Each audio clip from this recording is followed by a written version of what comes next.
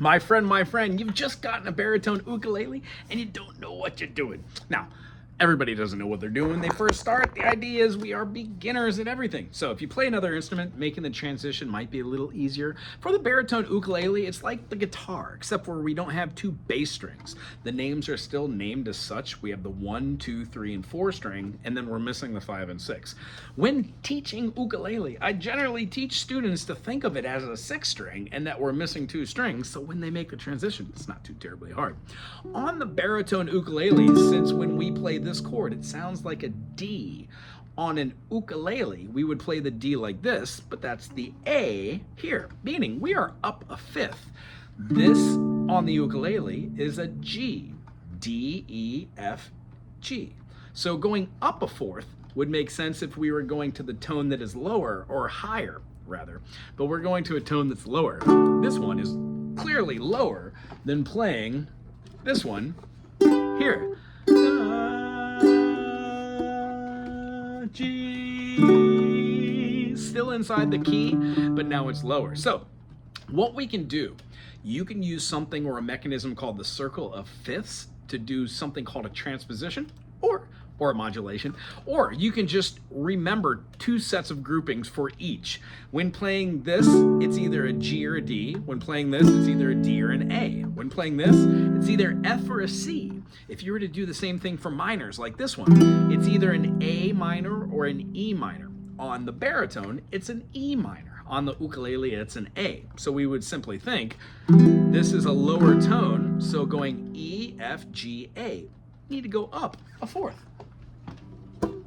The E minor here is played like this. Well, on our baritone, that would make our B minor. Hence, you can start seeing things as being in both keys if one.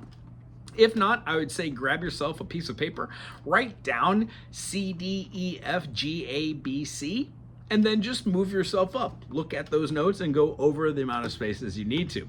When you are learning how to play a song off the internet, unless it specifically says this is for the baritone ukulele, then I would suggest learning the chords by thinking about a capo being played at the 5th fret.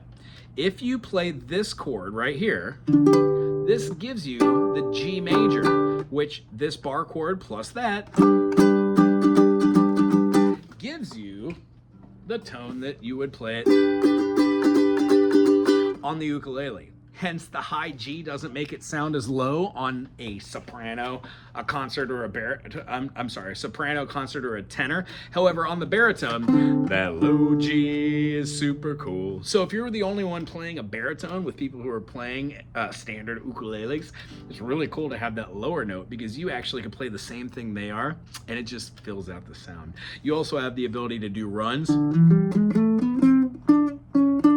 with that lower note, which makes it a little bit more full, and harmonies always sound wonderful on these things. So if you have any more questions, this is series 1 about what to do when you get a baritone ukulele. Many of my other series cover just these, so I'm going to squish it into this first one. 1, does it sound good? Do you need to get a setup? Should these strings be a little bit lower and lower your action? Or is your action too low and you're fretting out on the frets, getting a little buzzing sound?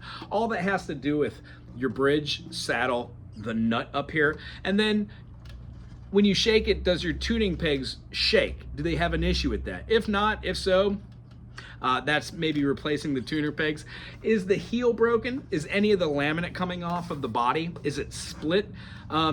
Is there something obtrusive in the sound hole? Other than that, do you have mold on your fretboard? Those are other things to check out in humid climates. And also how to take care of your instrument.